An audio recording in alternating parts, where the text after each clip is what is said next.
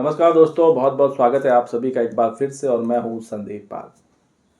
बिहार की सियासत में खास तौर से महागठबंधन में जो सहयोगी दल हैं वो आपस में एक दूसरे को नसीहत दे रहे हैं और ये सब कुछ हो रहा है सिर्फ सीट बंटवारे के लिए। हर सहयोगी दल चाहता है कि उसको ज़्यादा से ज़्यादा सीटें मिलें। हालांकि लालू यादव की आरजेडी महागठबंधन का नेतृत्व कर रही है, उसके बाद कांग्रेस है, उसके बाद वाम दल हैं और मुकेश सहनी की वीआईपी है। अभी तक सीट बंटवारे के मामले में जो दो दल हैं आरजेडी के अलावा, कांग्रेस और वीआईपी, ये दोनों सीटों को लेकर अपनी अपनी जिज्ञासा, अपनी अपनी डिमांड, अपनी अपनी इच्छा जाहिर कर चुके हैं। हालांकि वाम दल अभी तक अपने को रोके हुए हैं।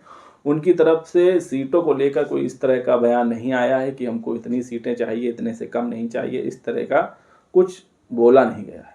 लेकिन जो कांग्रेस है उसने नए साल की शुरुआत से ही सीटों पर रार छेड़ना शुरू कर दिया है और कांग्रेस के सभी नेता, फिर चाहे वो केंद्रीय नेतृत्व रहा हो या बिहार कांग्रेस के नेता रहे हों, सब एकजुट होकर एक आवाज़ में बोल रहे हैं कि इस बार कांग्रेस को 70 से ज़्यादा सीटें मिलनी चाहिए और अगर 70 से ज़्यादा सीटें मिलेंगी तो कांग्रेस अच्छा प्रदर्शन करेगी और कम से कम 40 से 50 सीटें जीतेगी। ये दावा किया है बिहार कांग्रेस के अध्यक्ष अखिलेश प्रसाद सिंह ने।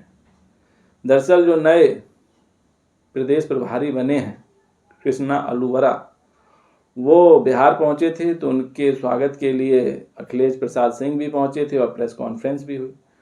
तो अखिलेश प्रसाद ने कहा कि अगर महागठबंधन हम लोगों को ज़्यादा सीटें देता है तो कांग्रेस 40 से 50 सीटें जीतने का मुद्दा रखती है और अगर ऐसा होता है तो महागठबंधन की सरकार बनना तय है, क्योंकि बिहार का ऐसा कोई टोला नहीं है जहां कांग्रेस ना हो।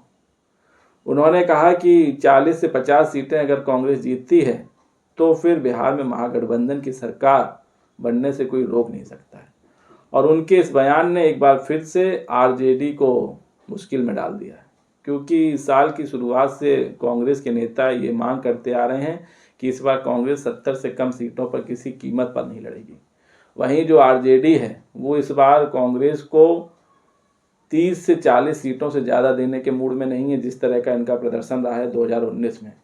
और तेजस्वी यादव ने जो लीड कर रहे हैं महागठबंधन को, उन्होंने अभी सीतामढ़ी में खुले मन से ये जाहिर कर दिया कि इस बार किसी नेता, किसी पार्टी, किसी सहयोगी दल के दबाव में आकर टिकट नहीं दिए जाएंगे।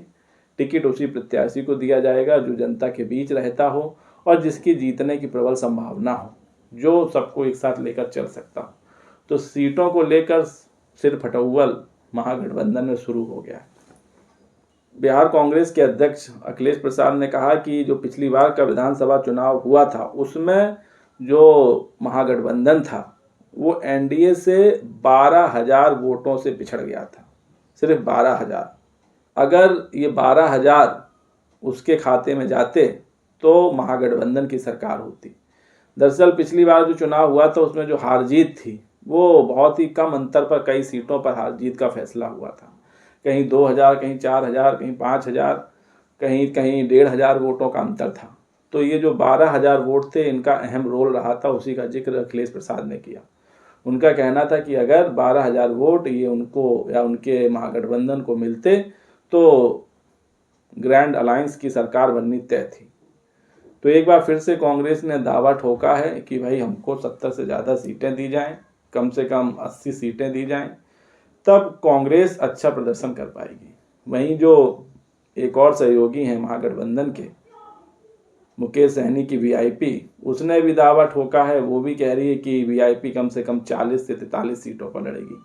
तो 40 से 43 सीटों की डिमांड उन्होंने भी कर डाली है और वो तो डिप्टी सीएम का पद भी मांग रहे हैं मुकेश सहनी। हालांकि अभी तक हुआ कुछ नहीं है, क्योंकि अभी चुनाव होगा, कौन जीतेगा कौन हारेगा, लेकिन सभी ने अपनी महत्वाकांक्षाओं को, सियासी महत्वाकांक्षाओं को महागठबंधन की जो नेतृत्व करने वाली पार्टी है उसके सामने रख दिया है कि हमारी ये डिमांड है।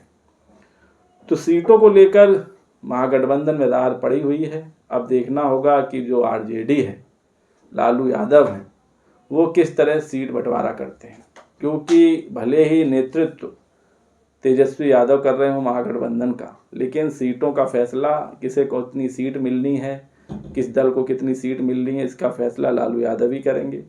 और लोकसभा चुनाव में भी उन्होंने ही किया था, सियासी दलों को पता भी नहीं चलता था और वो प्रत्याशी को पार्टी सिंबल बांट देते थे, जिस पर कांग्रेस ने कई बार नाराजगी भी जाहिर की, लेकिन उसका असर कुछ हुआ नहीं। और सीट बंटवारे में भी लालू प्रसाद को जो सही लगा उन्होंने कांग्रेस को सीट दी। हालांकि बैठकें जरूर हुई सभी सहयोगी दलों के बीच, लेकिन उसमें चली तो आरजेडी की। तो एक बार फिर से विधानसभा चुनाव में भी जो कमान है, जो लगाम है, वो आरजेडी के पास है। इसीलिए कांग्रेस प्रेशर टैक्टिक्स अपना रही है, प्रेशर पॉलिटिक्स कर रही है और कांग्रेस के नेताओं से बार बार ये बयान दिलवाए जा रहे हैं कि ज़्यादा से ज़्यादा सीटों की मांग की जाए, अन्यथा हम अपना अलग रास्ता देख लेंगे। और यही बात कांग्रेस सांसद तारिक अनवर भी कह चुके हैं, वो भी आला कमान को संदेश दे चुके हैं कि अब वक्त बहुत कम बचा है। ऐसे में कांग्रेस जल्द से जल्द अपनी रणनीति साफ करे कि वो अकेले लड़ेगी कि महागठबंधन के साथ लड़ेगी, और उसके बाद ऐसे लोगों को टिकट दिया जाए जो सियासत के माहिर खिलाड़ी हों, जो जीत का दावा कर सकें या कहें गारंटी बन सकें। तो कुल मिलाकर कांग्रेस और आरजेडी में सीट बंटवारों को लेकर नसीहतों का दौर जारी हो गया है। दोनों दल एक दूसरे को नसीहत दे रहे हैं। आरजेडी कह रही है कि जो उसका सीट बंटवारे का फॉर्मूला है उसके मुताबिक वो 30 से 40 सीटें कांग्रेस को देने के पक्ष में है। वहीं कांग्रेस बता रही है कि कम से कम 70 से ज़्यादा सीटें दी जाएं, तभी वो अच्छा परफॉर्मेंस कर सकेगी। और पिछले चुनाव में उसको कमज़ोर सीटें दी गई थी, जिसके चलते उसको हार का सामना करना पड़ा था। दरअसल पिछली बार 70 सीटें पाकर कांग्रेस सिर्फ 19 सीटें जीत पाई थी और उसी वजह से महागठबंधन की सरकार नहीं बन पाई थी। अगर कांग्रेस 70 में 35 या 30 सीट भी जीत जाती तो अकेले दम पर महागठबंधन सरकार बना लेती। तो बिहार की सियासत में सीटों को लेकर रार जारी है। ऐसे में अब देखना होगा कि क्या कांग्रेस की प्रेशर टैक्टिक्स आरजेडी पर भारी पड़ेगी या आरजेडी अपने मुकाम पर, या जो उसने एक लेखा जोखा बनाया या फिर उसने जो एक लेखा जोखा बनाया है सीट बंटवारे को लेकर, उस पर कायम रहेगी। ये देखने वाली बात होगी। फिलहाल वीडियो पर अपनी राय कमेंट्स करके बताइए। वीडियो पसंद आया हो तो चैनल को लाइक शेयर सब्सक्राइब करना ना भूलिए। तब तक के लिए धन्यवाद।